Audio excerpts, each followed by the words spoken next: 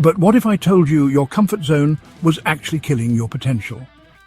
The average person quits at 40% of their actual capacity. 40%. But what separates champions from everyone else? It's not genetics or luck. It's the ability to embrace discomfort. So today I'm breaking down 12 powerful mindset hacks inspired by David Goggins that will transform how you handle pain and demolish the laziness holding you back. These aren't just motivational quotes. They're battle-tested strategies that have taken ordinary people to extraordinary heights. And the third technique, it completely changed my life in just 14 days. But how much potential are you actually wasting every single day? When your body screams, "I'm done," you've only tapped into 40% of what you're truly capable of. The Navy SEALs call this the 40% rule. So when you think you can't do another rep, run another mile, or focus for another minute, you're lying to yourself.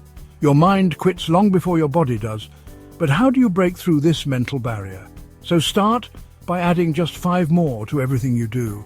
Then 5 more minutes of work, 5 more push-ups, 5 more pages of reading. This trains your brain to recognize that "I'm done" is just the beginning. But what happens when you consistently push beyond this 40% threshold? So your perception of impossible completely transforms. Then tasks that once felt overwhelming become merely challenging. And challenges that seemed impossible, they become your new normal. But why do some people crumble under pressure while others thrive? Because mental toughness isn't something you're born with. It's something you build deliberately and painfully. So, Goggins calls this callousing your mind. Just like hands develop calluses through friction, your mind needs controlled exposure to discomfort. But how do you actually build these mental calluses? By deliberately seeking out difficult situations daily. So take cold showers, fast for 24 hours, work out when you're tired, have that difficult conversation you've been avoiding. But what's the secret to making this sustainable? Start small, but be consistent. So your goal isn't to break yourself, it's to bend yourself just enough that your mind learns, "I can handle discomfort and I always survive." But who's the one person you can never hide from?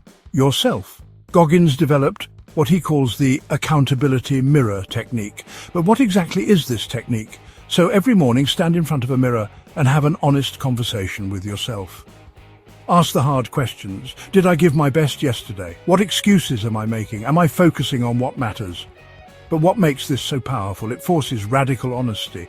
So most of us lie to ourselves constantly. "I'll start tomorrow. I deserve a break. It's not my fault." The accountability mirror strips away these comfortable lies. But how do you implement this without being too harsh on yourself? So balance accountability with compassion. Then acknowledge your failures without dwelling on them. Then immediately create an action plan to improve. But what do you do when you're in the middle of intense suffering and want to quit? This is where the cookie jar method comes in. But what is the cookie jar? So, it's a mental collection of every hard thing you've ever accomplished. Every time you've pushed through pain, every obstacle you've overcome. But how do you use it? So when you're at your breaking point, mentally reach into your cookie jar and pull out a memory of when you conquered something difficult. Remind yourself, "I've been through worse and survived. I can handle this too." But how do you build a powerful cookie jar in the first place? So start documenting your wins, big and small. Completed a tough workout? That's a cookie. Pushed through a difficult project? Another cookie. Then over time, your jar fills with evidence that you're tougher than you think. But why do we go to such extreme lengths to avoid discomfort? We've been conditioned to believe that comfort equals happiness. Goggins flips this on its head. But what does embrace the suck actually mean? It means not just tolerating discomfort, but actively welcoming it as your greatest teacher. But what happens when you reframe pain this way? So every difficult moment becomes an opportunity. That burning in your muscles, that's growth happening, that mental fatigue. That's your brain building new pathways, but how do you practically apply this mindset? So start by removing the word suffering from your vocabulary and replace it with training. You're not suffering through a difficult task. You're training your mind and body to handle more. But how do you maintain relentless focus when competing against others? Goggins has a technique he calls taking souls, and it's not as sinister as it sounds. But what exactly does this mean? It's about outworking everyone around you so thoroughly that it breaks their spirit while elevating yours. So when others see your unbreakable commitment, it either inspires them or defeats them. But how do you implement this strategy? So show up earlier, stay later, do the extra rep, maintain perfect form when others get sloppy. Be the example that makes excuses impossible for others. But isn't this just about ego? No, because the primary soul you're taking is your own limiting beliefs. So the competition is secondary to your internal battle. But what if I told you your brain has a built-in limiter that's holding you back? Goggins calls this the governor, a mental mechanism that tries to stop you before your actual limits. But how does this governor work? So when you start approaching discomfort, your brain sends signals saying stop to protect you from perceived danger. Then these signals kick in far before any real danger exists. But how do you overcome this governor? By gradually expanding your comfort zone through deliberate discomfort. So, each time you push past the governor's warning, you recalibrate its settings. But how do you know when you're actually hitting real physical limits versus just mental barriers? So, real physical limits involve actual injury or harm. Then everything else, exhaustion, soreness, mental fatigue, is likely just your governor trying to maintain your comfort zone. But what happens when your emotional state makes toughness feel impossible? This is where creating an alter ego can transform your performance. But what is an alter ego in this context? So, it's a mental construct, a version of yourself that embodies the traits you need in difficult moments. Goggins created Goggins as separate from David, his everyday self, but how do you develop this powerful psychological tool? So, identify the traits your ideal self would have, then name this version of yourself, and visualize stepping into this character when challenges arise. But isn't this just faking it? No, it's actually accessing parts of yourself that already exist but are buried under fear and habit. So, your alter ego is who you could be without self-imposed limitations. But why do so many people achieve a goal only to slide back into old habits? Because they mentally create finish lines that don't actually exist. But what's the alternative? Adopt Goggins' no finish line mindset. There's no graduation day for self-improvement, no point where you've made it. But how does this change your approach? So instead of setting achievement goals, set process goals. Then don't aim to run a marathon, aim to become a runner, and don't aim to write a book, aim to build a writing practice. But doesn't this mean never celebrating wins? Not at all. Celebrate milestones, but treat them as checkpoints on an endless road, not destinations. But how do you make discomfort a sustainable practice rather than a random occurrence?